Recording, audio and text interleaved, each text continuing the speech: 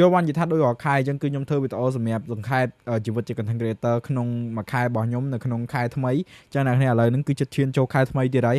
ស្អែកនេះគឺជាថ្ងៃ1ខែកុម្ភៈហើយអ្នកគ្នាវីដេអូនេះគឺសម្រាប់ខែ1អញ្ចឹងអ្នកគ្នាចូលខែ1នេះភ្លាមគឺរោគរាក់ខ្លាំងមែនតើហើយក៏មានរឿងល្អចូលមកនិងរឿងអាក្រក់ចូលមកខ្ញុំច្រើនផងដែរទី1រឿងអាក្រក់គឺគឺខ្ញុំពិបាកគ្រប់គ្រងជាមួយនឹងបាត់ចិត្តរបស់ខ្ញុំគឺខ្ញុំស្ទើរបាត់ចិត្តខ្លាំងក្នុងខែ1នេះគឺពិបាកខ្លាំងមែនតើដោយសារតែខ្ញុំត្រូវបាក់ដាច់ Wi-Fi ហើយខ្ញុំត្រូវចំណាយលុយជាច្រើនសម្រាប់បញ្ចូលកាតក្នុងការប្រើមួយថ្ងៃហ្នឹងហើយសម្រាប់អ៊ីនធឺណិត 510G ដូចអ្នកនេះដឹងអញ្ចឹងគឺយើងជា content creator ដែលថតមាន voice ផងមាន setup មានអីផ្សេងៗដែល upload ច្រើនឬក៏ download មកច្រើនគឺត្រូវប្រើជាមួយនឹងអ៊ីនធឺណិតច្រើនមែនតើហើយខ្ញុំប្រើអត់គ្រាន់ទេក្នុង 510G ក្នុងរយៈពេល2ថ្ងៃអញ្ចឹងទៅខ្ញុំត្រូវប្រើច្រើនខ្លាំងមែនតើជាទូទៅបើសិនកាន់ខ្ញុំនៅមាន Wi-Fi គឺខ្ញុំប្រើមួយថ្ងៃលោតទៅដល់ 100G ឯណោះគឺវាច្រើនខ្លាំងមែនតើទាំងscroll តិចតួចប៉ុន្តែក្នុងខែមករានេះគឺខ្ញុំសំចៃណាស់មែនតើគឺប្រើតែខ្លាំងយកតែមកដោយតែមកដេកបិទអ៊ីនធឺណិតអីចឹងទៅតែដូចរដងគឺមាន Wi-Fi គឺបើកចោលមកជប់ទល់ភ្លឺនឹងឯងហើយគឺវេទនាថង price នឹងឯងជារៀងរាល់ថ្ងៃតាមពិតទៅខ្ញុំត្រូវបង់ Wi-Fi បានតែប៉ុន្តែកាតហ្នឹងវាស៊ីដោយទាំងលុយអា price បើខ្ញុំទុកបង់ Wi-Fi នឹងទៀតដល់ពេលអញ្ចឹងទៅខ្ញុំត្រូវបានជាខកជាមួយនឹងការបង់ Wi-Fi អស់រយៈពេលមួយខែហើយខ្ញុំសង្ឃឹមថាខ្ញុំនឹងមានតំណោះស្រាយនៅខែក្រោយនេះហើយខ្ញុំនឹងសង្ឃឹមថាមានរឿងល្អចូលមកផងដែរចឹងអ្នកនេះយើងមកនិយាយពីរឿងល្អយើងវិញចឹងអ្នកនេះក្នុងខែ1នេះគឺខ្ញុំបានធ្វើវីដេអូ reaction ចម្រៀងបានសម្រាប់ហើយក្រោយពីខ្ញុំចង់ធ្វើតាំងពី2025មកម៉េះតាំងពីខ្ញុំចាប់ផ្ដើមធ្វើ content ដូចជាកន្លះឆ្នាំដំបូងមកម៉េះហើយខ្ញុំក៏បានធ្វើវីដេអូ reaction បានសម្រាប់នៅក្នុង YouTube របស់ខ្ញុំហើយអ្នកនេះអាចចូលទៅមើលបានប៉ុន្តែអធិស្ឋានផងដោយសារវីដេអូហ្នឹងគឺខ្ញុំ stress តិចដែរដោយសារកុំព្យូទ័រខ្ញុំរៀងរោកដែរចឹងវាធ្វើឲ្យការ record ហ្នឹងវារៀងកន្ធាក់បើអ្នកនេះទៅមើលអីតឹងចិត្តអីអធិស្ឋានផងហើយចឹងអ្នកនេះរឿងមួយទៀតដែលខ្ញុំចង់និយាយគឺ 40k follower និង 1 លាន like ដែលខ្ញុំខកខានជាមួយនឹងការយក 1 លាន like ហ្នឹងគឺយូរខ្លាំងពេកតែខ្ញុំ stuck នៅ 30k ជាង like 30k ជាង follower ហ្នឹងតាំងពីខែ8មកម៉េះបើនិយាយពីវីដេអូដែលខ្ញុំបោះដំបូងដែលខ្ញុំនិយាយថាខ្ញុំបាន 30k like អីចឹងណាវា stuck តាំងពីខែ8មកហើយសម្បីតែ like stuck 900k like តាំងពីខែ8មកដូចគ្នាអញ្ចឹងទីបំផុតខ្ញុំចំណាយពេលអស់5ខែដើម្បីយក 1 លាន like ជាមួយនឹង 40k follower ក្នុង TikTok យូរមែនតើខ្ញុំមានអារម្មណ៍ថាវេទនាមែនទាំងក្នុងប្រហែលខែចុងក្រោយ5ខែចុងក្រោយហ្នឹងគឺវេទនាខ្លាំងដោយសារតែផុសទៅគឺរៀង stuck ជាមួយនឹង view ហើយក៏មានបញ្ហាមួយថៃមួយអីចឹងទៅយើងក៏ផ្អាកផុសវីដេអូអីច្រើនគួរសមដែរដូចខ្ញុំធ្លាប់និយាយម្ដង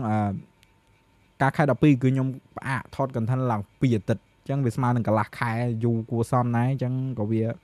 stuck តាមនឹងដែរហើយចូលដល់ខែ1ភ្លាមគឺខ្ញុំចាប់ផ្ដើមធ្វើ content មកច្រើនខ្លាំងមែនតើហើយមុន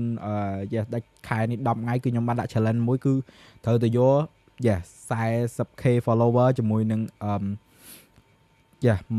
លាន like ឲ្យបានសំខាន់គឺខ្ញុំបានក្នុងថ្ងៃ29គឺសប្បាយចិត្តខ្លាំងមែនតើគឺបានមុនដាច់ខែទៀតគឺ complete mission មួយហើយយ៉ាងនេះ mission យើងបន្ទាប់ហ្នឹងគឺខ្ញុំផុសអីក៏ដោយនៅក្នុង TikTok ខ្ញុំត្រូវតែយកអាផុសមួយហ្នឹងយកទៅផុសក្នុង Facebook ជាមួយនឹងផុសលើ YouTube ផងដែរអាហ្នឹងជា mission របស់ខ្ញុំបន្ទាប់ហើយខ្ញុំអត់ត្រូវប្រឡែងទេខ្ញុំត្រូវតែផុសទាំងអស់យកហ្មងថតស្អីក៏ផុសក្នុង platform 2បន្ថែមទៀតដែរខ្ញុំអត់ផុសនេះទេដោយសារចង់វា platform បន្ថែមហើយបើខ្ញុំរំពឹងតែ TikTok ពេកគឺវាអត់កើតហើយណាមួយបើសិនជាយើងនិយាយពី sponsor ពេលខ្លះគេសួរ Facebook បែរអញ្ចឹងយើងវេទនាគួរសមដែរខ្ញុំអត់សូវមាន sponsor ដោយសារខ្ញុំអត់មាន platform Facebook ហ្នឹងដែរតបែមក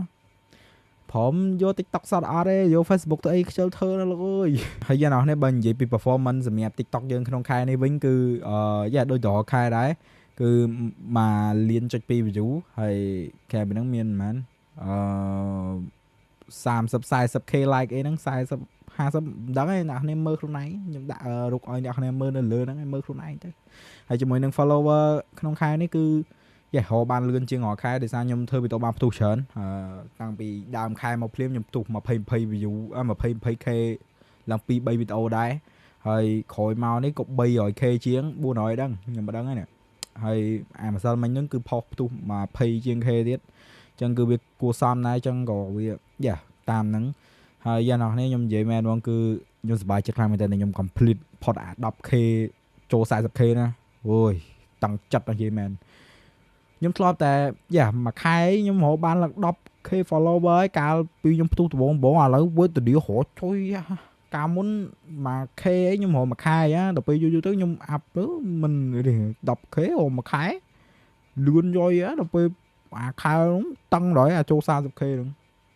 5ខែរកបាន 10k អង្គើមែនចាស់អ្នកគ្នាខែថ្មីជោគជ័យទាំងអស់គ្នាហើយខ្ញុំក៏ជូនពរខ្លួនឯងឲ្យដោះស្រាយគ្រប់បញ្ហាបានដែរជាពិសេសរឿងបញ្ហា pride របស់ខ្ញុំនឹងឯងបាយចុយមកអត់ Wi-Fi បើឡើងមួយខែពេលចុយខែក្រោយដឹងបាន Wi-Fi ប្រើអត់និយាយមែនតបាយយមើលក្រុមហ៊ុន Smartphone អីជួយ sponsor មកឲ្យលោកបាន Wi-Fi ប្រើហត់ទេចាស់អ្នកគ្នាមិនតែប៉ុណ្្នឹងទេហើយបាយ